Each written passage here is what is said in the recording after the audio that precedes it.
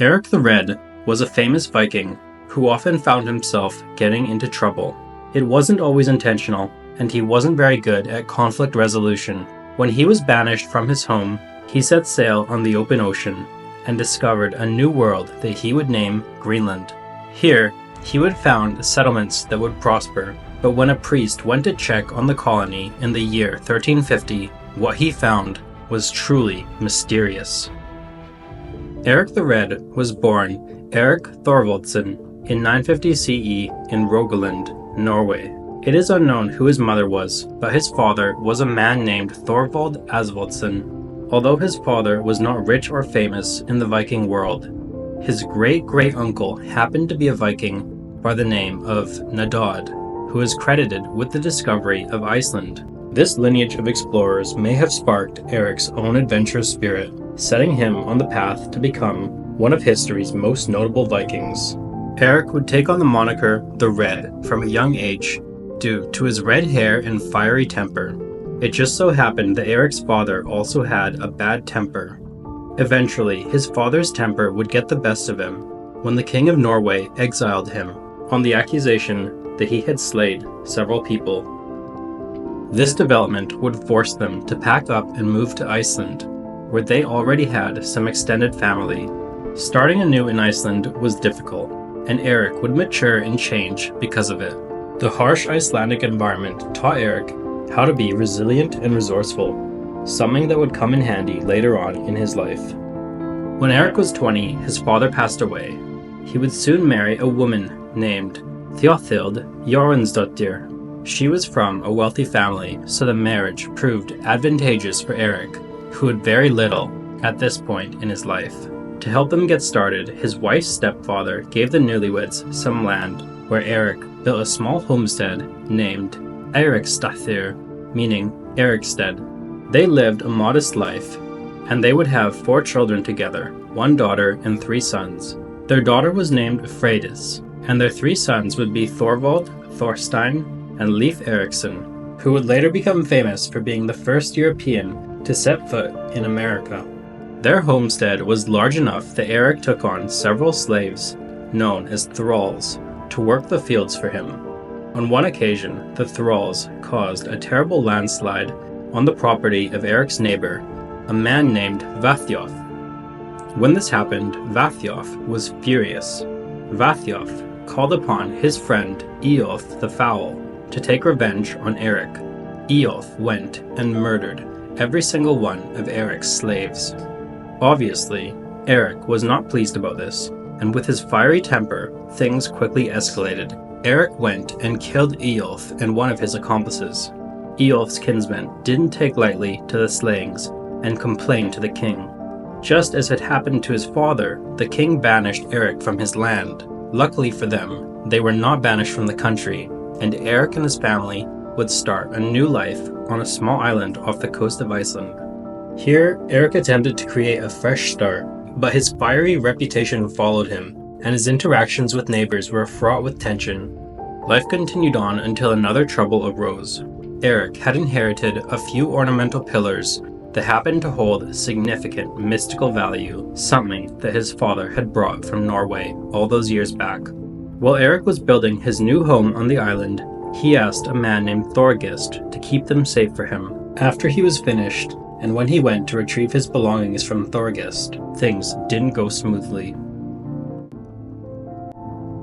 When asking for his pillars to be returned, Thorgest refused to give them to him. This inflamed Erik's fiery temper. Surprisingly, he didn't react in violence, but simply walked away. A few days later, he returned and forcefully took back the pillars himself. Once again, things escalated. A brawl commenced between Erik and several of Thorgest's mates. Erik was very formidable in battle and ended them all. At this point, Thorgest was nervous and angry, since he knew that he could not beat Erik in a physical fight, so he instead decided to involve the law. A community council meeting called the Thorsnes Thing was called. The dispute between the two men was resolved, but it didn't go well for Erik. He was once again banished, this time from Iceland for a total of 3 years. This second banishment further alienated Erik from his peers. but it would also fuel his ambition to find a place where he could live on his own terms. After this latest scuffle, and being banished yet again, Erik figured that leaving was probably for the best. He couldn't seem to get along with anyone, and he struggled to follow rules. Now, he would go looking for his own land, far, far away. Around the year 982, Erik, his family, and a group of his Viking followers decided to check out a somewhat mysterious and little-known land that another explorer named Snebjorn Galti Holmstinson had unsuccessfully attempted to settle a few years before. Erik had only heard of this land through stories passed down, but he was determined to find it. Sailing west, Erik and his companions found the southern tip of Greenland, later known as Cape Farewell.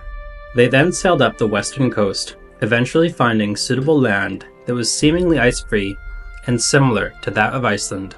The more Erik explored, the more he liked about this new land. Upon a closer look, Erik determined that this land was not only free for the taking, but it was also a land that promised growth and future prosperity. He spent the next 3 years exploring all corners of the land, getting a feel for the seasons, naming places as he went, and claiming ownership.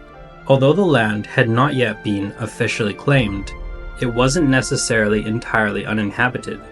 The land had previously been occupied by an indigenous population who appeared to no longer be there. What was apparent was that they had left behind several things that would help Erik settle. The native peoples who once lived in Greenland left behind shelters, carved stone, and pieces of animal skin boats. Because of the extreme Arctic conditions in Greenland, it is assumed that many indigenous populations went extinct. Over the course of centuries, one culture succeeded another as groups died out and were replaced by newcomers. Despite the prior disappearance of the indigenous peoples, Erik's discovery of their remnants demonstrated that survival in this new land was possible. Their leftover belongings would become paramount in helping later civilizations. After his 3 years of exile were up, Erik went back to Iceland to report his findings. He went home with a book full of stories of a place he personally named Greenland. According to Erik's own words, he chose the name Greenland because he wanted it to have a more appealing name than Iceland, as people would be more attracted to go there if it had a favorable name. It is also believed that when he arrived, much of the land had not yet been affected by an ice age that would come later, so it was still very green. To build a successful settlement, it was necessary to have settlers. Erik went about gathering support from as many people as possible. By the time the next summer came around, he had amassed quite a following, and he would return to Greenland with 25 ships full of colonists.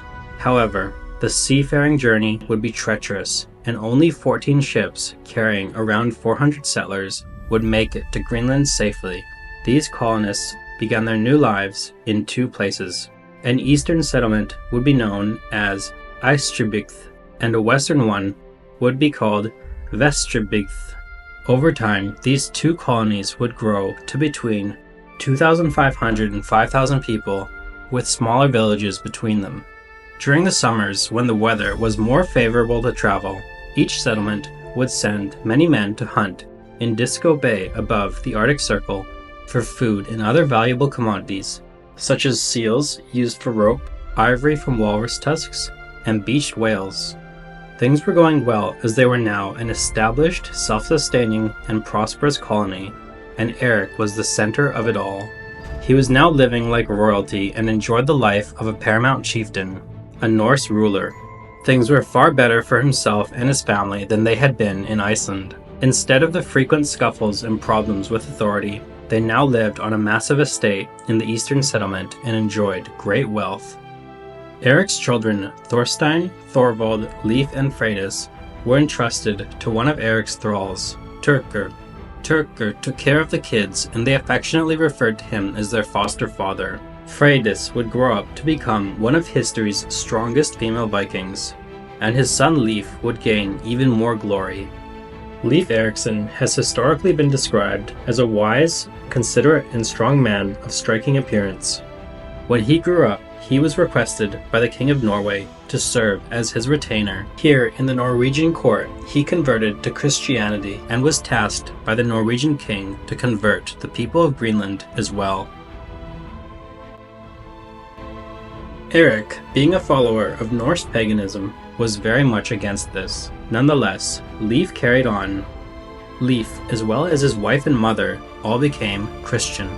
His mother, Erik's wife, even commissioned Greenland's first church.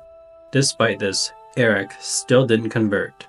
Although Leif Erikson is well known for bringing Christianity to Greenland, he is even more famous for something else. On one occasion, while sailing from Iceland to Greenland, his ship was blown widely off course, and he ended up discovering a place he would later name Vinland, which was in North America, most likely modern-day Newfoundland, Canada. This new region was filled with forests and grapes, which led him to call it Vinland, meaning land of the wine.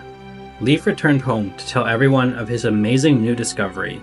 He would be credited as the first known European to set foot on continental North America, adding even more success to his family name. His journey to Vinland is widely celebrated as an early example of transatlantic exploration, and his descriptions of the land's abundance would be recorded in the Norse sagas. In the year 1002, a group of newcomers from Iceland brought with them a disease that ravaged its way through the colony. Many citizens succumbed to it, including Erik himself. The plague eventually died off and the colony survived, but Erik was gone, leaving Leif as the new leader. Leif is remembered as a capable and fair leader who worked to stabilize the colony in the wake of Erik's death, ensuring its survival during a difficult period. The colony would rebound and end up continuing for several hundred years more, but it wouldn't last forever. Sometime around the year 1300, the Little Ice Age occurred, freezing much of Europe and North America, and making the land nearly inhospitable. With unseasonal cold temperatures and unpredictable storms, the rivers began freezing over, and people were no longer able to farm, hunt, trade, or even travel. Livestock perished during the harsh winters, and food shortages became a constant struggle. Greenland's once thriving settlements grew increasingly isolated as the icy seas made voyages to and from Europe more dangerous and infrequent. Whoever was left in the Greenland settlements at this point suffered from pirate raids as well as conflict with other peoples such as the Inuit, who were now encroaching on the Norse territories.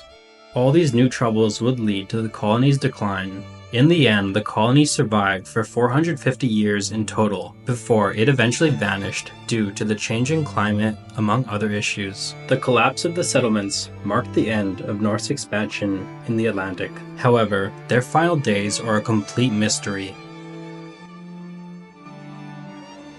Historians struggle to place the colony's demise on a timeline, as they believe it may have happened slowly. It's thought that the settlements were abandoned sometime between 1350 and 1400.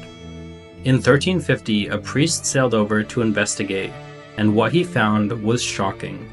When he arrived, he was startled to find the western settlement entirely abandoned and empty, leaving essential items behind. As well, there appeared to have been a struggle. The priest gathered enough evidence to cause him to believe that perhaps a group of North American or Inuit settlers had conquered the colony and killed all the inhabitants.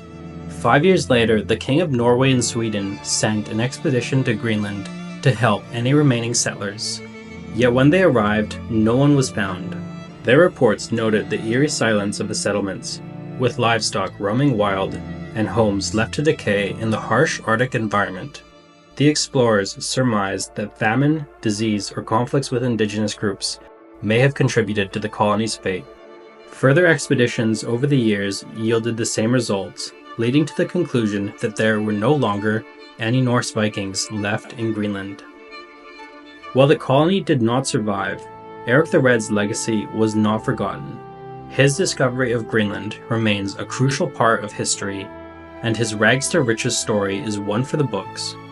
It is remarkable that the destitute young boy who left Norway would found a new land entirely, and that his son would be the first European to set foot in North America. Erik's daring adventures not only expanded the known world for the Norse people, but also laid the groundwork for future exploration. Thanks for watching History Exposé. If you love uncovering the best stories in history, hit like and subscribe to keep exploring with us. Don't forget to visit our main page, Factinate, for more incredible facts about everything.